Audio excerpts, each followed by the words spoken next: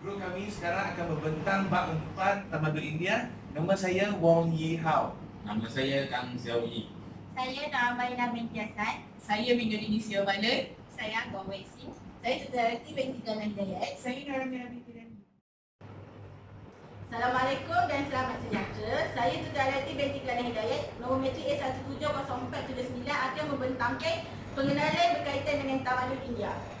Untuk slide yang pertama, Tamadun India adalah tamadun yang tertua sekali di dunia dan tamadun ini bermula di lembah Sungai Indus. Dan tamadun ini bermula sejak lebih 5,000 tahun dahulu dan mempunyai beberapa zaman.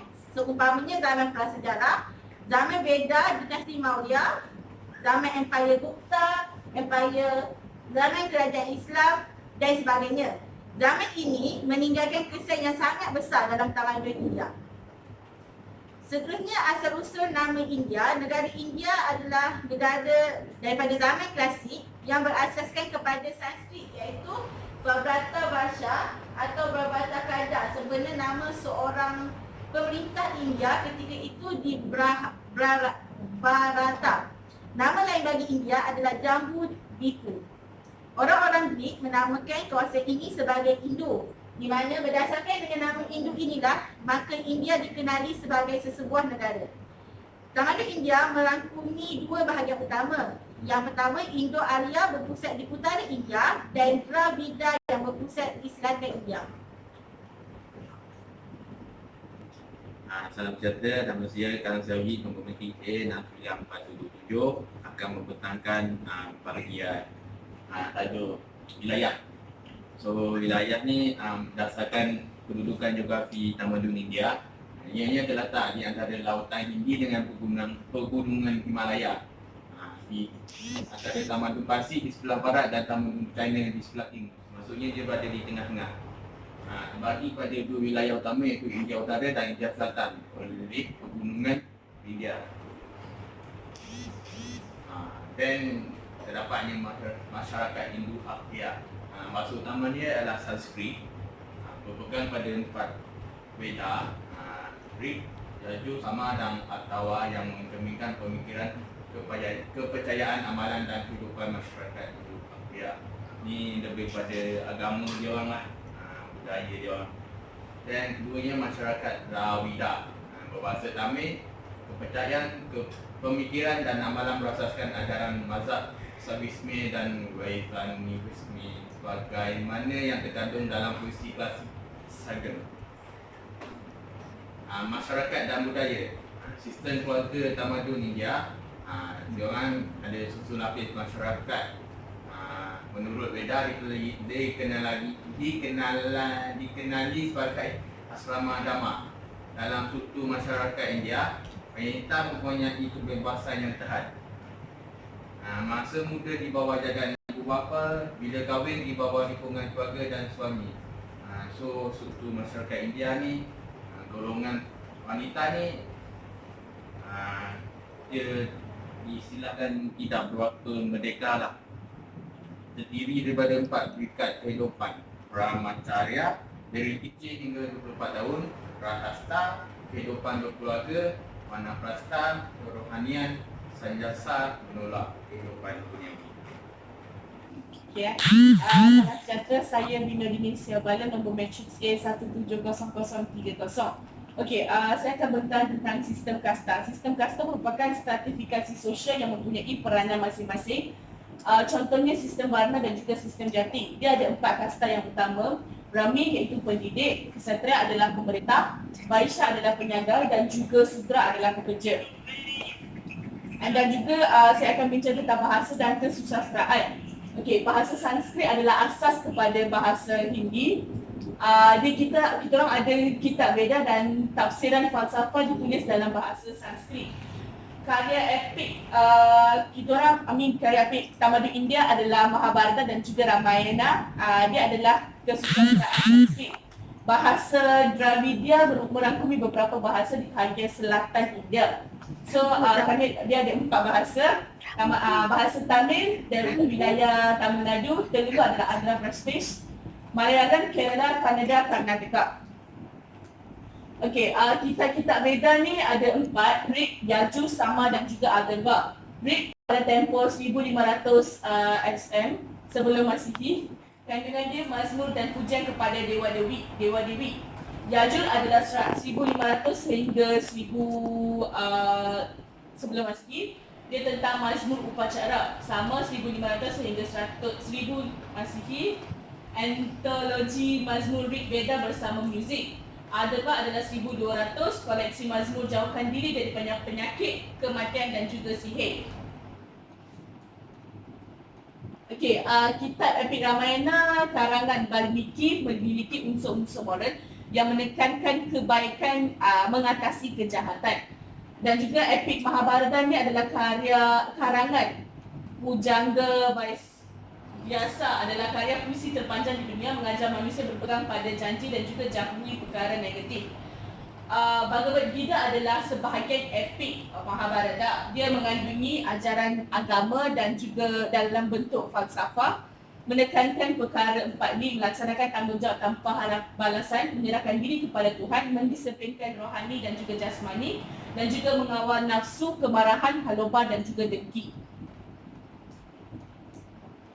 Okey, kesusastraan Sanggam mengandungi 2 koleksi, iaitu Tokai merujuk kepada antologi 8 buah teks yang bertemakan daripada agam, dalaman ataupun batin. Dan juga Patu-Patu iaitu koleksi nyanyian. Tirukural, karangan Pujangga Tiruvalluvar dalam sastra klasik tertua dalam kesusastraan Tamil, merupakan kitab pegangan hidup masyarakat Tamil, inspirasi dalam pemerintahan agar adil dan bijaksana, bicarakan berbagai persoalan sikap manusia terhadap diri dan alam. Lepas ni Cakap. Ahmad teruskan je. Hai, Assalamualaikum. Nama saya Nur Amalina binti Hassan, nombor metric A1700672. Okey, saya akan menyambung pembentangan pada hari ini. Okey, untuk part saya akan bentang mengenai pandangan semesta Tamanul India. Okey, ia bergantung kepada falsafah dan pegangan agama mengikut masyarakat India. Hinduisme merangkumi idea-idea agama, falsafah dan budaya, kepercayaan kepada kelahiran semula Tuhan yang mutlak, peraturan sebab akibat, agungkan keadilan. Okey, dalam tamadun India terdapat pelbagai agama, iaitu Hindu yang paling terbesar dalam tamadun India. Kedua Buddha, Islam, Sikh, Jaina, Bahai dan Zoroaster. Okey, untuk agama Hindu ni adalah salah satu cara hidup yang diistilahkan sebagai Sanatana Dharma, iaitu agama yang kekal abadi. Okey, untuk pengasas dan tarikhnya kita tidak diketahui. Okey, terdapat 6 mazhab bergantung kepada dewa-dewi yang disembah, iaitu dewa-dewi Siva, mazhab Salvisme, dewa-dewi Vishnu, mazhab Vaishnavisme, Sakti, Sakata, Muruga, Kaumara, Ganesha, Ganapatiya, Surya, Sauram. Okay. 5 prinsip utama dalam agama Hindu. Okey, pertama, kewujudan Tuhan yang tunggal. Kedua, manusia itu suci. Ketiga, perpaduan melalui percintaan. Keempat, harmoni agama. Dan kelima, pengetahuan tentang sungai yang suci, kitab yang suci dan mantra yang suci. Okey, terdapat 10 disiplin sejagat dalam tamadun India, iaitu kejujuran, iaitu satya, kesederhanaan, iaitu ahimsa, ketiga tidak berzina, brahmacharya, keempat tidak merompak, asteya, kelima kesucian, aparigraha, keenam kebersihan, saucha, ketujuh kepuasan, santosh, ke-8 mengaji kitab Swadhyaya, ke-9 penjimatan, tapas dan doa, puja. Okey, untuk agama Buddha ni diasaskan oleh Siddhartha Gautama pada 563 Masihi sehingga 483 Masihi. Okey, kaum muda ni dia terima kesedaran setelah bertapa di bawah pokok Bodhi. Okey, kemudian ia dikenali sebagai Buddha yang mendapat kesedaran. Okey, ajaran Buddha ni dia mengutamakan Dhamma yang menerangkan 4 kebenaran mulia dan 8 jalan mulia.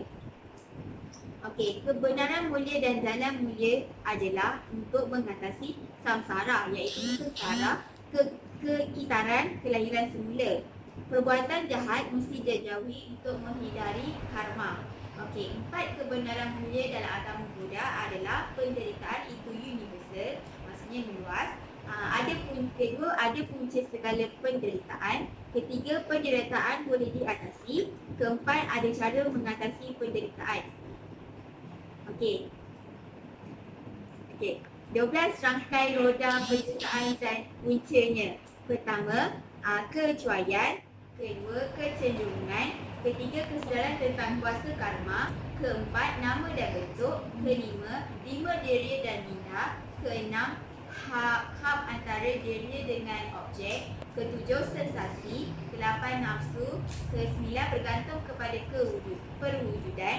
Ke-10 bertekad untuk lahir. Ke-11 kelahiran. Ke-12 usia tua dan kematian. Okey, dalam gambar tu itulah roda penderitaan dan punca dia. Okay, Assalamualaikum dan salam sejahtera. Nama saya Nora Mira binti Ramli, bernombor metrik A17048. Okay, kita sambung dengan 8 jalan mulia dalam agama Buddha. Okey, 8 jalan mulia dalam agama Buddha. First sekali ada pandangan yang betul, aspirasi yang betul, pertuturan yang betul, kelakuan yang betul, kehidupan yang betul, usaha yang betul, minda yang betul dan konsentrasi yang betul. Okey, 8 jalan mulia yang ada di depan ni adalah untuk mencapai nirvana, iaitu tahap yang tertinggi dalam kehidupan. Okey, selain itu mereka juga menggunakan meditasi untuk mencegah diri daripada melakukan perbuatan yang jahat. Dalam agama Buddha ada 2 mazhab, iaitu mazhab Hinayana dan mazhab Mahayana. Okey, ajaran Buddha berkembang semasa pemerintahan Raja Asoka. Okey, 2 mazhab utama Buddha iaitu Hinayana, pengikutnya dipanggil Theravada dan menegaskan kehidupan ascetik, iaitu kehidupan yang zuhud. Seterusnya, mazhab ini banyak tersebar di kawasan-kawasan selatan seperti di India Selatan, Sri Lanka, Myanmar, Thai dan Asia Tenggara. Untuk Mahayana, ianya pengikut mazhab ini mendukung atau mengakui pembebasan hanya dapat dicapai melalui Bodhisattva, iaitu guru sebagai perantara. Dan untuk mazhab yang kedua ini, ianya tersebar di kawasan Tibet, Mongolia, Korea, China dan Jepun. Okey, untuk agama Sikh, dia diasaskan oleh Guru Nanak dan diteruskan oleh 9 orang guru Sikh. Okey, mereka ada sebuah kitab yang dipanggil Guru Granth Sahib yang menjadi panduan kehidupan mereka. Okey, di dalam kitab ini terdapat kod moral, kerohanian dan semangat kemanusiaan yang perlu diamalkan tanpa kira agama, bangsa dan gender. Okey, seterusnya untuk agama Sikh, mereka percaya yang Tuhan itu adalah satu, bersifat nirangka, abadi, berkuasa, wujud di mana-mana sahaja, bersifat sempurna dan manusia tak dapat menguraikannya. Maksudnya tak dapat untuk menggambarkan kekuasaan Tuhan itu. Dan Tuhan dipanggil wahai guru di dalam agama Sikh. Okey, Gobind Singh adalah guru yang ke-9 dalam agama ni. Okey, dia memperkasakan identiti Sikh, iaitu apabila untuk mengenali sesuatu ataupun seseorang individu tu, mestilah dia terdapat 5K, iaitu cash, khanga, kara, hirpan dan kecera, iaitu mewakili cash adalah rambut panjang. Yang kedua, khanga adalah ada sikat, pakai sikat lah. Yang ketiga iaitu hirpan, iaitu ada gelang besi. Kacira adalah hirpan dan pedang kecil, kacira adalah suara. Okey, boleh lihat di gambar di slide ni. Okey, untuk penganut agama Sikh, mereka wajib menghormati dan mengamalkan simbol 5K ini untuk kesejahteraan kehidupan mereka sendiri. Nama saya Wong Yi Hao, nombor matrik A168927. Okey, kita cakap tentang Islam dalam tamadun India. Islam memainkan peranan yang sangat besar dalam pembinaan dan berkembang dalam semua aspek sejak abad ke-7 Masihi. Islam ini juga menyatukan pemerintahan di bawah satu kuasa yang berpusat di Delhi, iaitu Kesultanan Delhi pada abad ke-12 Masihi. Dia juga melahirkan bahasa Urdu dan juga kita boleh nampak dari segi pembinaan seperti Taj Mahal, Kota Agra, Qutb Minar dan juga mewujudkan pusat-pusat pengajian. Selain itu, kedatangan Islam juga di tamadun India juga memperkenalkan sistem kemasyarakatan yang tanpa kasta dan juga memartabatkan kedudukan wanita dan hapuskan amalan dori dan amalan sapi. Interaksi Islam dalam tamadun India kita boleh tengok iaitu bahasa Urdu dan juga nahwu paklik dengan pembelajaran kata Parsi, Arab dan Turki. Maksudnya ada perubahan dari segi bahasa dan juga dia ditulis dengan skrip Arab. Selain itu ialah pendidikan, kita boleh lihat dari segi pembelajaran bahasa dan juga penterjemahan. Contoh penterjemahan seperti Ramayana, Mahabharata dan Bhagavata Purana ke dalam bahasa Bengali. Dan selain itu Mahabharata dan Raja Tarangini itu sejarah Kashmir juga ke dalam bahasa diterjemah ke dalam bahasa Parsi. Seni lukis pula pada zaman Akbar, bilangan pelukis Hindu di istana begitu ramai sehingga gaya lukisan Hindu telah mendominasikan gaya lukisan Parsi. Persajakan pula seperti Amir Khusro, Kawajat Najmuddin Hasan atau Mir Hasan Birdi, Gaza Persia. Selain itu ialah Khalid Gaza. Seni bina pula terdapat gabungan ciri-ciri India dan juga Parsi.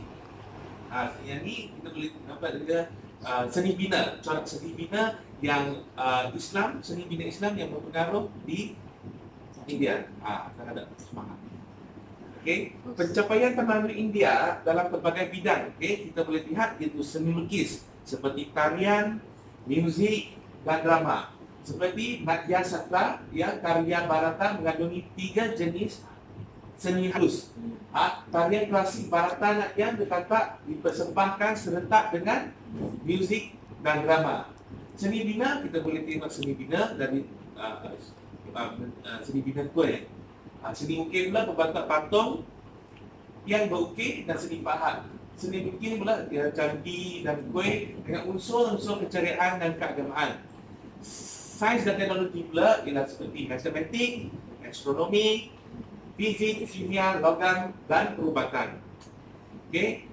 Pencapaian tamadun India dalam berbagai bidang, sama juga yang ni tak kita sentuh, cuma yang ni lebih singkat. Selamat petang, nama saya Gawi Singh, matriks number A169-705. Saya akan bertanya tentang perbandaran tamadun Islam.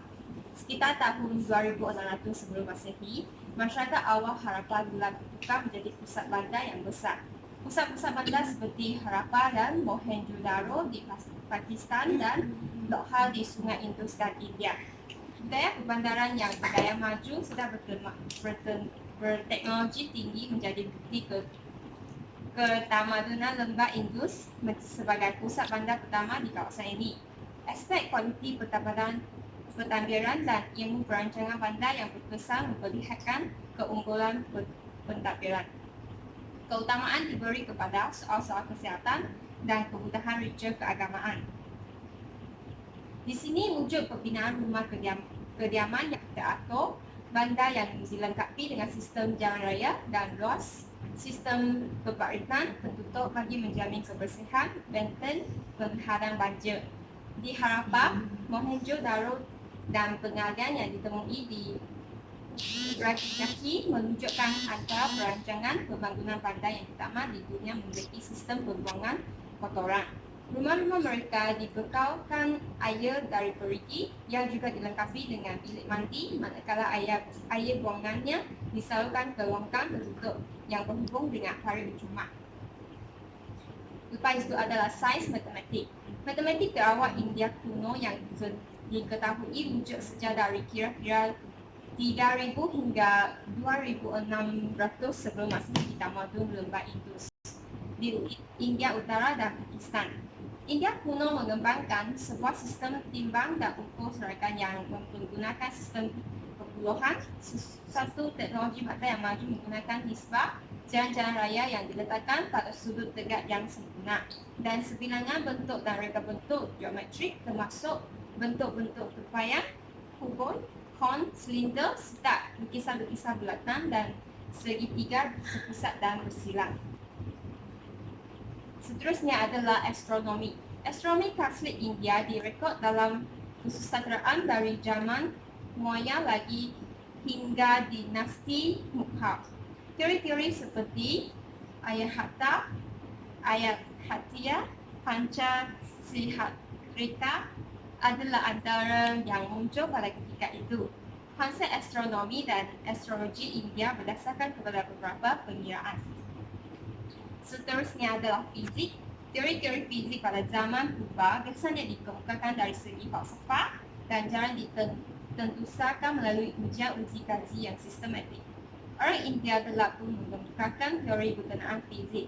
Dalam bidang atom, konsepnya bermula daripada dunia jisim yang mengandungi 5 elemen, iaitu bumi, api, udara, air dan ruang. Elemen tersebut dihubungkan dengan persepsi panca indera manusia, bau, sentuhan, penglihatan, rasa dan pendengaran. Istilah pertama insting untuk kehidupan tubuh. Kedua ialah bodhisattva, itu dulu sebagai orang perantaraan. Maksudnya pelajar ni kena ada guru lah. Dan sistem dori, itu property of money brought by virtues to first output. Ni hantaran kawinan lah. Dan konsep karma. Karma ni buat baik dibalas baik. Ini adalah dikaitkan dengan agama Hindu dan Buddha. Seterusnya ning rangka tidak terbentuk. Dan nirwana dan nibbana, suatu tempat alam di mana keadaan yang dia berpasal untuk orang penting yang sebab penderitaan. Ni konsep Hindu Buddha jugalah untuk menerangkan syurga itu bagaimana. Itu sikit itu saja daripada saya. Okey, kesimpulannya, interaksi antara tamadun adalah satu pertumbuhan yang saling memperkayakan antara satu tamadun dengan tamadun yang lain, di mana interaksi ini adalah sangat penting bagi pembentukan sesebuah tamadun. Yang kedua, hasil daripada kreativiti yang tinggi melahirkan banyak manfaat kepada semua orang tanpa mengira latar belakang, anutan agama, bangsa maupun budaya. Yang ketiga, pertumbuhan yang positif seharusnya digalakkan untuk kebaikan generasi muda yang bakal menjadi pemimpin negara suatu hari nanti. Dan yang terakhir, saling faham memahami persamaan dan perbezaan budaya tidak seharusnya menjadi penghalang pemuafakatan demi kebaikan agama, bangsa dan negara. Sekian, terima kasih.